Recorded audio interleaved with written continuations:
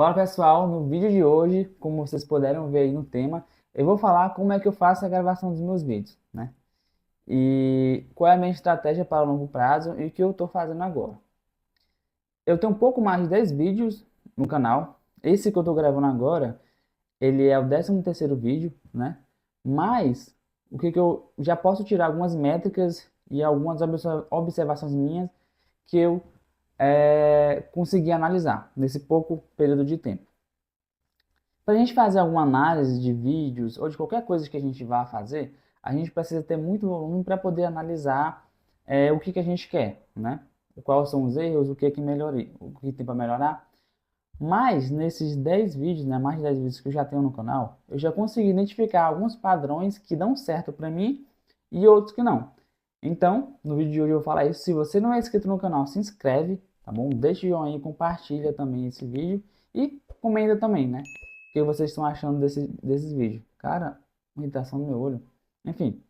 E eu vou trazer para vocês aqui como é que eu estou fazendo esses vídeos meu e o meu passo a passo. Primeiramente, o que é que dá certo para mim, né? Eu vi que dá certo para mim eu não ter esse trabalho de edição. Inclusive, queria até falar aqui de um cara que me inspirou bastante, que é o Elton Luiz.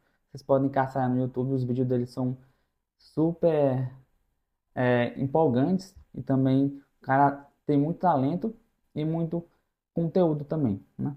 No decorrer do vídeo eu vou estar falando aqui muito dele por conta que ele me inspirou bastante a gravar da forma que eu gravo. E vocês vão ver também que eu me inspiro muito nele e tem certas coisas que meio que eu tô imitando ele, né? Até encontrar o meu padrão. E é o que acontece. Ele fala muito que para ele não ter o trabalho de gravar, né? Ele só liga a câmera aqui, como eu liguei com vocês, e começa a falar, né? Só que a diferença dele para mim, né, que ele já tem muitos anos mais de experiência de YouTube, ele já está muito mais tempo aqui no mercado digital, principalmente também no YouTube, e tem muito mais tempo de câmera, né? Então, além disso também, cara, o cara é uma máquina de conteúdo, ele lê muitos livros. Teve um podcast dele que eu ouvi ele falar, né, que ele lê mais ou menos mais de 100 livros por ano, né? Ou seja, o cara é literalmente uma máquina de trazer conteúdo. Então ele tem muita coisa armazenada na memória dele que, se ele abrir aqui uma câmera, se torna fácil falar para ele. Mas o que ele falou, né, que eu peguei que ele falou foi muito interessante, que é o que eu utilizo hoje. O meu intuito eu ligo a câmera aqui, como vocês podem ter ver no início do vídeo, e começo a falar o meu assunto, né? Como eu falei, eu não consigo falar que nem ele, porque ele tem muito mais conteúdo e experiência que eu. E eu falo. Só que vocês podem ver nos vídeos que eu fiz anteriormente, se vocês acompanham aqui o meu canal, que quando eu tento falar assim de improviso, eu estou falando aqui de improviso, né? Mas quando eu tento falar de improviso com apenas um tema na minha mente, eu me perco um pouco na lógica, né? Na lógica do assunto que eu quero tratar. Isso vai muito por conta da minha experiência, que ainda é pouca em armazenar e organizar os conteúdos da minha cabeça, né? Eu também, nesses 2 últimos anos, eu estou lendo bastante e eu estou começando agora a organizar os conteúdos aqui na minha cabeça, né?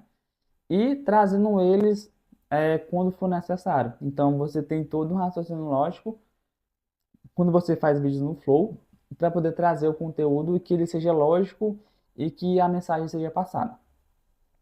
Nesses últimos vídeos que eu coloquei, eu percebi que quando eu faço isso, eu ainda não tenho essa organização mental de trazer os conteúdos à tona, né? A minha experiência, o meu arcabouço dos livros que eu leio. Então, é um pouco difícil ainda para mim, né? Mas é por isso que eu também estou fazendo esse tipo de vídeo, porque eu quero me tornar bom ao longo do tempo, principalmente com a câmera. Vocês podem ver que meus vídeos também, eles não têm corte. Tem um corte que é lá quando acontece algo muito grotesco. Por exemplo, meu filho chora, o cachorro late, mora aqui perto de uma avenida, uma moto passa fazendo zoada, né? Então, geralmente tem corte nisso, mas é muito difícil. Isso também é muito bom por conta não vai me economizar tempo editando.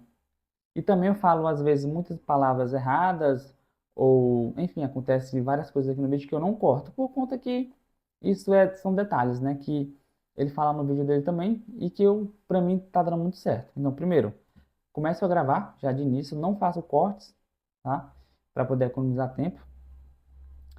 E outro ponto também, como eu havia falado, que é a questão de você falar no flow, né? Como isso não está dando muito certo para mim, eu testei outra forma. Qual foi a coisa que eu testei?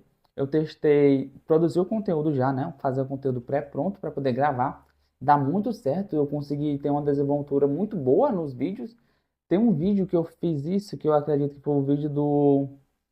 Não sei se foi o vídeo do funil de acompanhamento, de e-mail. Não vou lembrar qual foi.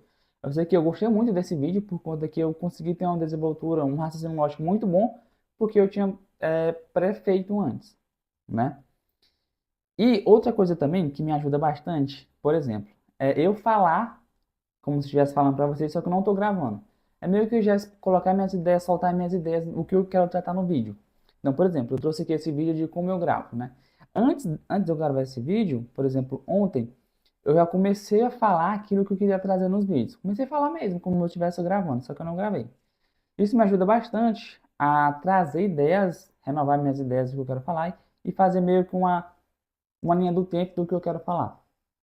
Isso também tem me ajudado bastante. Então, eu percebi nos meus vídeos também que eu falo muito robótico, até por conta que não tenho muita familiaridade com a câmera, né? Isso é com o longo do tempo.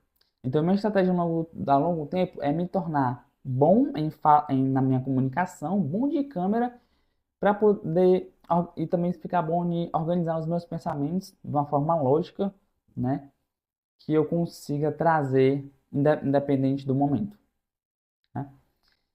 Outra coisa também que me ajuda bastante a gravar o vídeo é colocar, por exemplo, um cenáriozinho aqui no fundo, né? Porque isso me deixa mais à vontade. Porque querendo ou não, nós somos muito, como é a palavra que eu posso dizer, não vou, sim, a gente quer tudo perfeitinho, né? Mas um cenário mais ou menos, uma luzinha aqui no fundo, outra luz aqui também já está de bom tamanho. E também a comunicação aqui no fone no microfone, né? Não sei se o áudio está muito bom, porque às vezes o áudio desse microfone fica um pouco abafado, acredito que seja por conta do local que eu estou gravando. E aí também eu prezo muito em tentar trazer pelo menos isso, né? Um áudio bom e também uma iluminação boa, tá bom? E outra coisa que eu faço, porque me ajuda bastante. Quando eu faço um vídeo, né, para economizar tempo, eu resumo o que eu fiz para o chat GPT, né? Falo, chat, hoje eu fiz um vídeo sobre funil de vendas. Falei isso, aquilo no vídeo, de forma bem resumida. E eu peço para ele uma descrição para o vídeo, né? Então, ele já me traz a descrição pronta, com as tags, com as hashtags também. Então, isso economiza muito tempo, muito mesmo meu tempo. E outra coisa também, em relação ao conteúdo, como é que eu preparo, né? Já havia falado para vocês que tem essa questão do flow, né? Que, logicamente, eu já trago algo pré-pronto aqui para vocês. Por exemplo, vou falar sobre marketing de conteúdo. Então, no dia anterior, eu já tenho na minha cabeça, vou falar de marketing de conteúdo, o que que eu posso trazer, né? Aí eu estava usando essas duas estratégias. Eu faria, no caso, o conteúdo pré-pronto, ou eu estudaria algo nesse meio termo para poder trazer aqui mesmo e confiar na minha memória, na minha mente para trazer para vocês. Só o que que acontece? Eu peguei também essa estratégia de outra pessoa, não sei se vocês devem conhecer também, que é um player, que é o Aleph, né? E também é por conta do livro, que está no livro, ele está até ali. Ideias que colam. Não tá fácil, senão eu ia mostrar para vocês.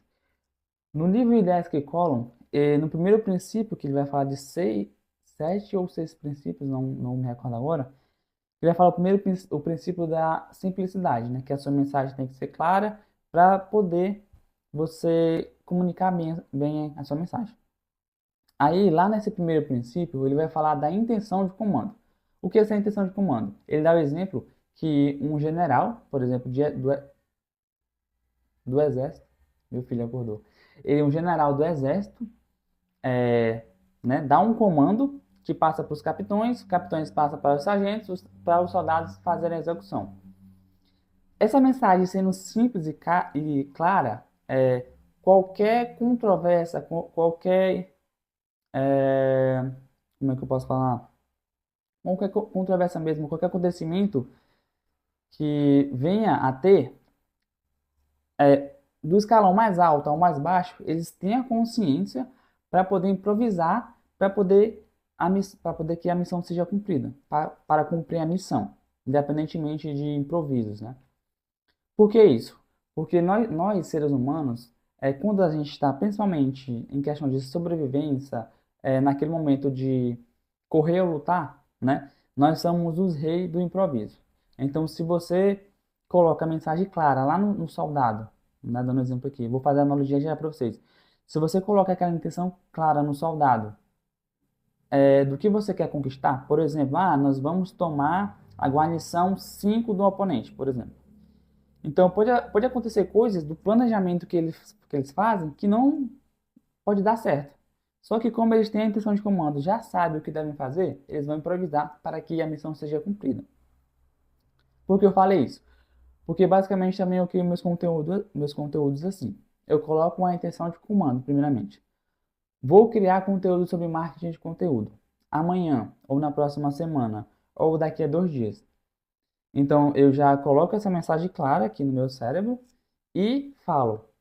Com essa mensagem, né, clara, eu já sei que tudo aquilo que eu estiver vivendo no dia a dia, ou estiver vivendo no passar dos dias, que envolva o meu tema lá, a minha mensagem principal, que é marketing de conteúdo, tudo isso eu vou agregando. É como se você tem aqui